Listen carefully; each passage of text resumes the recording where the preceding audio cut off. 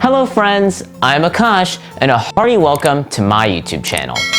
Have you ever considered why English spelling is so confusing sometimes? Like, for example, why is the word night spelled with a K at the front? Why are the words through, though, and thought all pronounced differently? And who decided that the word C-O-L-O-N-E-L should be pronounced kernel? Today, let's dive into the weird and wonderful world of English spelling to truly understand why English spelling is so confusing. One reason is that English spelling is a total mashup of multiple different languages. Although English is by nature a Germanic language, meaning that it is essentially a sibling to languages like German and Dutch, over the centuries, English has borrowed plenty of words from many different languages, like Latin, Greek, French, Spanish, and countless more. Each one of these languages have different spelling rules, and English never changed any of them, or changed them very little as they came into our language. So as a result, many different words in English are spelled completely differently, solely dependent on where the word came from. Take a look at the word chef. It comes from French, but now take a look at the word chief. This word is also French. In fact, it comes from the same root. However, it's pronounced and spelled quite differently. Why is this the case? Well, it's because the word chief came into English much earlier before chef. Enough time passed that the word became more like natural English spelling. However, the word chef was borrowed straight from French into English, and we never changed the spelling of that word, meaning that today, even though chef and chief come from essentially the same origin, they are spelled completely differently and mean different things in English. You've probably heard the famous English spelling rule, I before E except after C. It's commonplace in many parts of English, including words like believe, thief, and receipt.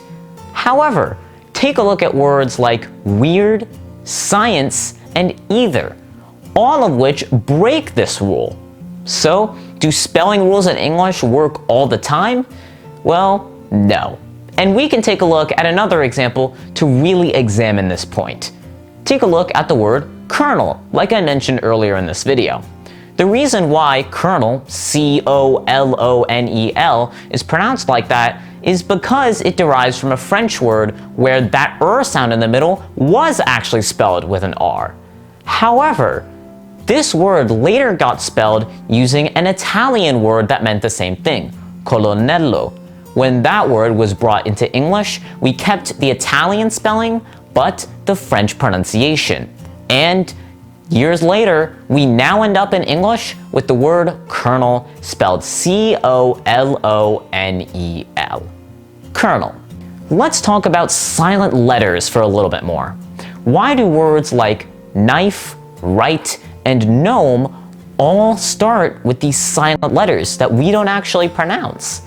Well, the reason is because back in the old days, we did pronounce them. Take a look at the word knife, for instance, which used to be pronounced something along the lines of knife. However, over time, English speakers realized it would be so much easier to just say knife, and so we dropped the K sound. However, just because we love spelling words the same way, we decided to leave that K in the spelling of the word, which is why we still have it. And that is a practice we established for all sorts of other words, like night and knowledge. And this even applies to silent letters in the middle and ends of words. Take a look at the word daughter. Note that little GH in the middle? Well, it used to be pronounced with the H or H sound. For example, doctor. However, over time, that sound became silent because it became easier for us to just ignore it. And thus, what used to be doctor has now become daughter, which is now the way we say it. And we've left that little GH in the middle. So that's why you have words like daughter, which are spelled D-A-U-G-H-T-E-R. Now here's where things get really interesting. In the 1400s, Gutenberg introduced the printing press to the world, revolutionizing the way we made books and typed materials by making them so much easier to mass produce.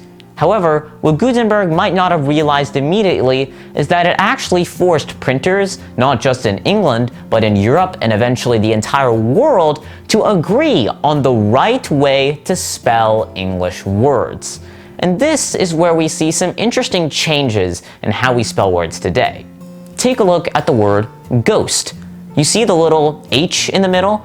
That H is silent, but it used to not even be in the word at all.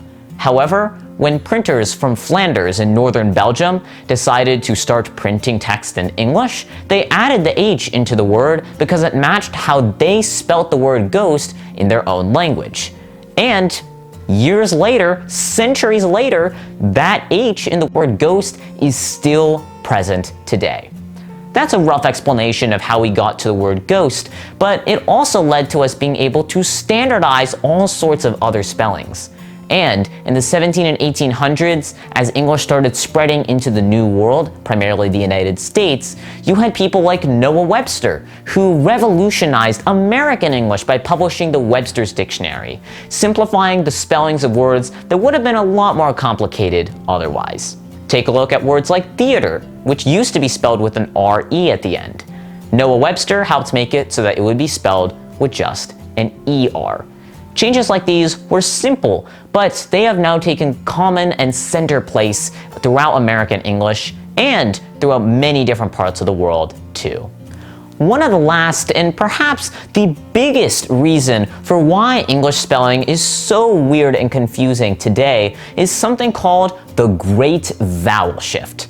Essentially, a little bit over 500 years ago, English pronunciation changed rapidly because all of the vowels we use essentially shifted. So what this means is that the word bite used to be pronounced beat. The word meat used to be pronounced met. However, these sounds shifted from what they used to be into their modern pronunciations today. However, we never actually changed the spelling of these words. They still stayed roughly the same as they did back 500 years ago before this change was even implemented.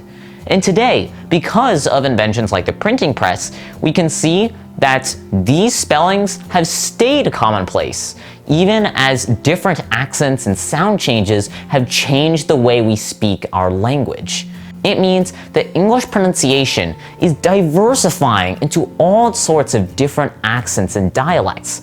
However, our spelling remains exactly the same, making English spelling more difficult to do, but at the same time, more fun to examine and learn about.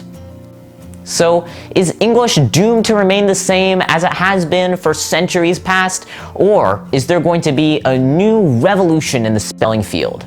Well, as it is right now, it seems like English spelling is just going to stay as it has been for the decades and centuries to come.